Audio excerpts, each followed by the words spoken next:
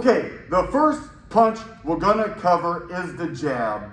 I have another video on my channel going through the 5 basic jabs, but this one is gonna solely focus on peekaboo boxing. And you can see with the jab and different styles of boxing, there's always going to be similarities. So, starting from your peekaboo stance, remember the stance, you're gonna have your hands up, elbows in, slight crouch. You're gonna have your hips and your shoulders squared up to your opponent. When you don't have your hips and shoulders squared up and you're bladed, it limits your ability to slip punches. Okay, so starting with the jab. For the first thing, when I throw my jab out, which is gonna be my left hand because I'm a right-handed fighter, it's gonna go out and I'm gonna try, the first thing I'm gonna try to do is get the shoulder up right above the chin, keep this hand close to my head, keep my eyes on my opponent. So it's gonna go out and back, out and back. Step 2 is I'm gonna put that forward step with the lead leg. I always step with the jab. The step initiates the momentum with my body weight. I want my body weight into every single punch. So we're gonna step with the jab and step back. Step with the jab and step back. But to get a lot of power on your punch, I'm gonna drive off the rear foot and push forward with my body weight. I'm gonna drive and step where both feet will move. Then back to my face, I'll step back, drive and punch. Bring it right back.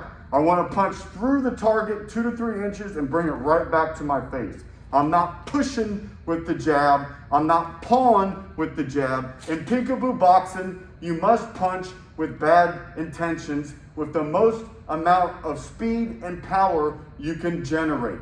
But in the beginning, like I said in previous videos, start off slow, try to be smooth and get the proper technique with a good pop on the end of the punch.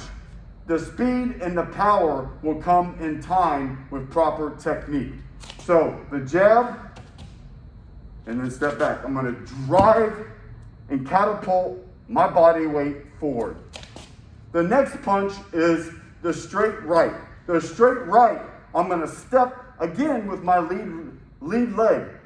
Step, open up the hips, rotate on the back of the foot, on the bottom of my foot, turn my hips, my knee, my shoulder, everything in unison into the punch and get the shoulder up. All right, so I'm gonna do it again. I'm gonna step, rotate, bring it right back. Punch through the target and rotate. Make sure I'm getting a good shoulder snap and arm snap on the punch. Step, right back. Rotating my whole body. Punching through the target. I'm not surface punching. I'm not surface punching. All right, I'm punching through the target and bringing it back. To give you an example, a surface punch is I'm just gonna hit and like snap. That's not what I'm doing. Remember, bad intentions. I'm gonna drive through the target, then bring it back. All right, so one more time. Step, throw the right hand. The next punch we're gonna do is gonna be the left uppercut. So in the peekaboo, you're gonna be doing a lot of these punches out of your head movement. Your side to side slipping or you're bobbing and weaving. So for the sake of time in the video, I'm just gonna do it with the slip. So I'm gonna slip, side pivot on that foot. I'm gonna slip and bring up the uppercut. And right there, slip, poof. I'm gonna punch through the target and then bring it home. Slip, poof. I'm gonna get the hips into every single punch. Slip, right there. The secret to uppercuts is not the uppercut with your head up, because the arch nemesis of the uppercut is the hook. So one more time, the uppercut. The next punch, the right uppercut. Same thing, I'm gonna slip to the side, keep my hands on my face. Now I'm gonna pivot on that right foot And it's gonna start there and go all the way up my body. Poof, and I'm gonna pivot right into that uppercut. Slip, pivot. Slip, pivot. Slip, poof, move my whole body. Keeping the head down, shoulder up, head down. Okay, the next punch, we're gonna do the hooks to the head. The left hook to the head. We're gonna slip again to preload the punch. Slip, hook. I rotate on the bottom of my foot and turn my whole body into the punch. Slip, hook. Slip, hook. Remember, I punch through the target and then I bring my hands home. Slip, hook. As you see in peekaboo, we're not just, and we'll get to it further on in this video, I'm not just gonna punch and return home. I'm gonna punch and move my head afterwards. So I'm here, I'm gonna slip, poof, throw the left hook. Now, the right hook, I'm gonna slip, poof, rotate with the right hook. You can see my whole body is rotated. Slip, rotate. Slip, rotate. On the hooks, I want to try to get the elbow parallel with the fist. You can throw more of a hooker cut, but that's more of an uppercut body motion. Okay? So let's do left hook, slip, hook, and then right hook. Slip, hook. Okay, next punch we're going to do is the body hooks. The body hooks. Left hook to the body. I'm going to slip, same thing like the uppercut. I'm going to rotate into that body hook. Okay, so I'm gonna slip, poof, rotate, slip, poof. You can see my whole body from the foot all the way up to the top of my shoulders are rotating in one motion. One more time, slip, poof. Oh, I did an uppercut. Poof, body hook. Now right hook to the others, right hook to the body. I'm gonna slip, poof. So this has two ways you can throw the right hook to the body. The first way is from the outside. When I'm a little bit farther away, I will step in and rotate. Again, step in, rotate the hook. Okay? Or if I'm in close, I will slip to the side and then rotate like this. It's almost more of an uppercut to the body when I'm close. But when I'm farther away, I will step, drop into the hook. That's why I can come up with my other shots. Okay, so one more time each. I'm gonna step, rotate. Or I can slip and fire the body hook. Okay, last but not least is the body jab. The body jab. So I'm in this stance. I'm gonna dip, slip my head to the side and turn the fist over and throw the body jab. Okay, I can step in, boom, throw the body jab. Boom. Okay, we also have a body cross where I just drop down, I'll drop down, rotate into the body cross. This is a long range punch. Remember, you got the hook to the body, but you also got the body cross. Keeping the hands up, my head is offline. Now, let's move on to the Willy Bag. Okay, now I am standing in front of, it's actually a pole bag, which I made into a Willy Bag. Just like the Customado Willy Bag, where he wrapped several mattresses around the pole and then wrote the numbers of the punches on the canvas bag. He actually did an outline of a man. You can find pictures of it on the internet.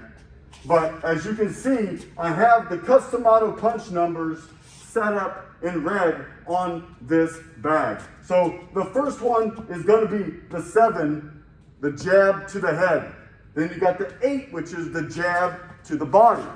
Okay? And on this side, the 1 is the left hook to the head. The 3 is the left uppercut. The 5 is the left body hook. If I go across to this side, the 4 is the right uppercut. The 2 is the straight to the head. And then the 6 can be a straight to the head. But the 6 and the 2 have 2 punches attached to the number based on distance. So if I'm farther away from my opponent, I will not throw a right hook as a number 2. I will throw that straight right since it's a lot longer punch. Same thing applies to the number 6. If I'm farther away, I'll throw that body cross, but if I'm a little closer, that's when I can step in and throw the body hook. So that's the numbers 1 through 8. Actually, each number not only represents a specific punch, it's actually a target on the body. For instance, the 7 is a jab to the head. But actually the target is the nose. You want to aim right at the nose. The 2, tip of the chin. When it's a straight right, the tip of the chin. The 2 hook, the back of the jaw. The 4, right under the jaw. The 3, right under the jaw. The 6, to the spleen. The 8, to the body jab, to the solar plexus. The 5 is to the floating rib, or if you get out a little farther, the liver, and then the left hook, which is the number 1, will be the back of the jaw. You can also target the temple of your opponent. So, what is the purpose of the Willy Bag, or even more specific, the number system? Number 1 is it's easier during a fight to call out punch numbers as a coach to your fighter versus yelling out jab, cross, hook, or uppercut, where everybody can hear it. So that is the point of the number system, okay? So if I say to my fighter 7-7, I can throw 2 jabs. If I can say 7-8, that's a jab to the head, jab to the body, okay? If I say 6-5, 6-5, I can get in hook, hook, hook, hook, okay? Another way you can use the Willy Bag, especially in the beginning, once you learn the number system, then you can use the number system on any heavy bag. You don't need the numbers anymore. For me personally, training, I don't train with the numbers. I have them memorized. I can just hit the regular heavy bag. So this is almost like a beginner's tool for someone to learn the specific punch numbers. If you have your own punch number system, you can kind of make your own apparatus with your specific numbers on it. It really doesn't matter, but since I am focusing on peekaboo boxing, that's why we are using the Mike Tyson / Customado punch number system. So the one thing that you want to do after you punch, and from day one, the day one you start learning how to throw punches, is moving your head. There's specific head movements that can go with each punch. It's really quite simple. You're going to move your head side to side by slipping. You're going to move your head by bobbing and weaving. You can move your head by ducking, or a combination of all the above. I can duck, slip, slip, or I can slip, roll, slip, slip. Normally, when you're training the heavy bag or focus mitts, you want to move your head 3 times after a straight punch and move your head twice after hooks. So if I throw a left hook, I can roll twice. If I throw a cross, a number 2, I can slip 3 times. But at the end of the day, you can do any combination you want of head movement after the punches. Once you get better at moving your head all the time when sparring, you can limit or trim the fat off of your head movement. If I'm sparring and I throw a jab cross, and I might just move my head once and use footwork. Okay, I might boom, boom, move my head once and then move out. Okay, maybe I'll move my head twice and counter punch off of it. Okay, you can kind of trim the fat off of your head move, but when you're training the heavy bag, you've got to be disciplined in moving your head after your last punch. So the 3 times you will move your head is after your last punch of your combination, at the beginning before you throw counter punches or combinations. For example, I might slip and roll and throw it 1-2. Okay? Or you can move your head in between your punch combinations. For instance, I can jab, slip, hook, roll, 2. Throwing more single punches with head movement in between. I might be moving my way in closer to my opponent, moving my head, counter punching, and he's still firing his punches, and I'm moving in with my head movement. So if you haven't watched my video of stance, peekaboo stance and footwork, I will link it in a card right here at the top of this video right now, so you can go back and learn the proper stance and footwork. And that's all I got on the Customado Peekaboo boxing system, your basic 1 through 8 punches. Have a great day.